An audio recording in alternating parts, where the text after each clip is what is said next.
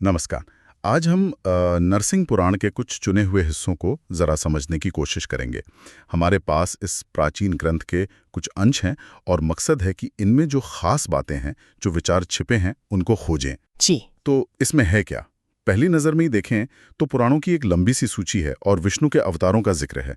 ये एकदम से ध्यान खींचता है। हाँ, ये तो है। पर सिर्फ सूची से आगे बढ़कर देखते हैं कि ये अंश हमें बताते क्या हैं, खासकर नरसिंह पुराण के अपने नज़रिए से। बिल्कुल। तो शुरुआत करते हैं इन पुराणों की सूची से। इसमें ब्रह्म, पद्म, विष्णु, शिव, भागवत जैसे 18 मुख्य पुराण गिनाए गए हैं। जी। और नरसिंह पुराण को उप पुराण कहा गया है। अब ये सूची देना ये महज गिनती तो नहीं होगी, इसका कोई मतलब होगा, है ना? बिल्कुल बिल्कुल। पुराणों की ये जो सूची है ना, ये एक तरह से आप समझिए ज्ञान के एक विशाल नक्शे को सामने रखने जैसा है।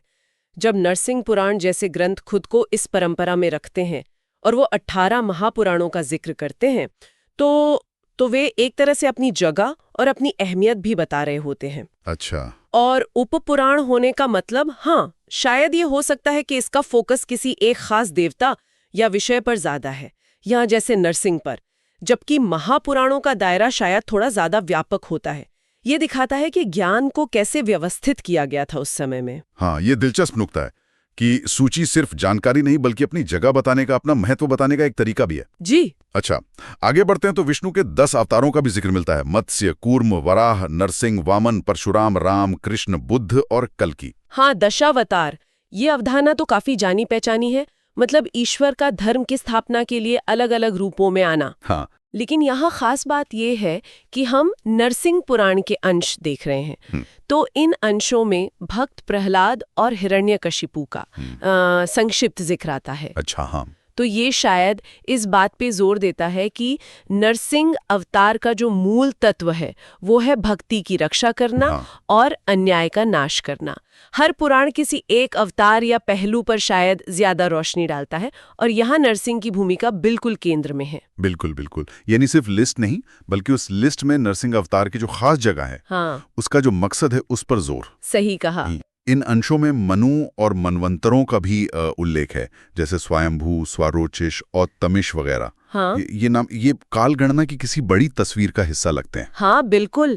ये हिंदू ब्रह्मांड विज्ञान में जो समय की एक विशाल चक्रीय अवधारणा है ना, उसको दर्शाते हैं। एक मनवंतर मतलब यूं समझिए अरबों साल का एक बहुत बहुत लंबा कालखंड होता है, जिसका नेतृत्व एक मनु करते हैं। अरबों साल। हाँ। बाप रे। हाँ, तो सोचिए, इतिहास सिर्फ कुछ हजार साल का नहीं बल्कि अरबों साल के चक्रों में जैसे दोहराया जा रहा है। इन अंशों में इनका जिक्र ये दिखाता है कि भाई अवतारों का आना या धर्म का उतार चढ़ाव, ये सब समय के बहुत बहुत बड़े पैमाने पर घटित हो रहा है। अच्छा, यानी ये अवतार किसी खास युग या मनवंतर की जरूरत के हिसाब से आते हैं, जैसे सत्य, त्रेता, द्वापर, कलयुग। इनका जिक्र भी इसी से जुड़ा है शायद। हाँ हाँ, सही पकड़ा आपने। ये युग भी उसी समय के चक्र का हिस्सा हैं, जहाँ धर्म जो है वो धीरे धीरे घटता जाता है, सतयुग में पूर्ण होता है और कलयुग तक आते आते उसका ह्रास होता है। तो इन अंशों में जो धर्म, कर्म और सृष्टि के नियमों की बात है ना, वो इसी बड़े संदर्भ में मायने रखती है। ये सिर्फ कहानियां नहीं है, ये एक तरह से ब्रह्मांडीय व्यवस्था और उसमें व्यक्ति का आचरण कैसा हो उसके नियम बताने की कोशिश है, और अवतार उसी व्यवस्था को बनाए रखने के लिए आते हैं। और फिर कुछ अंशों में पूजा विधि, मंत्र और स्तुतियों का भी जिक्र है। ये तो मतलब काफी व्यवहारिक पहलू हो गया उस बड़ी ब्रह्मांडीय तस्वीर के मुकाबले।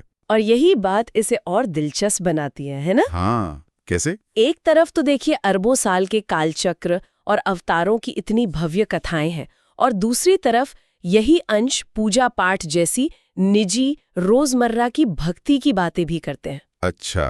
तो ये दिखाता है कि ये ग्रंथ सिर्फ ज्ञान या दर्शन के लिए नहीं थे, ये आम लोगों की जो धार्मिक जिंदगी थी, उनकी उपासना, उससे भी गहरे जुड़े थे। वो ब्रह्मांडीय नाटक और व्यक्तिगत श्रद्धा, ये दोनों जैसे साथ साथ चलते हैं। हाँ, ये बात तो है।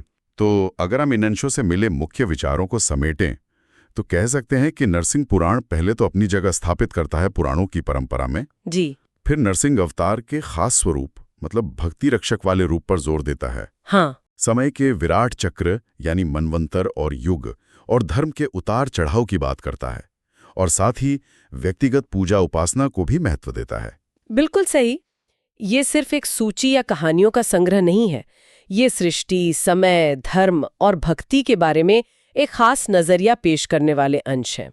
और ये दिखाते हैं कि कैसे एक ही ग्रंथ में आप देखिए ब्रह्मांडीय सिद्धांतों से लेकर व्यक्तिगत आचरण तक की बातें जुड़ी हो सकती हैं। हाँ, ये विश्लेषण शायद उन लोगों के लिए एक अच्छा शुरुआती बिंदु हो सकता है जो पुराणों की दुनिया को और गहराई से समझना चाहते हैं, खासकर नरसिंह पुराण के संदर्भ में। जी बिल्कुल। और जाते जाते एक सवाल शायद सोचने के लिए छोड़ सकते हैं। हाँ, बताइए। कि समय का ये जो चक्र है, धर्म की स्थापना के लिए ईश्वर का बार बार आना और कर्म के सिद्धांत, ये हजारों साल पुरानी अवधारणाएं हैं। इनकी गूंज क्या आज भी हमारे समाज और जीवन में सुनाई देती है? और अगर हाँ, तो किस रूप में? इस पर विचार करना शायद रोचक हो सकता है।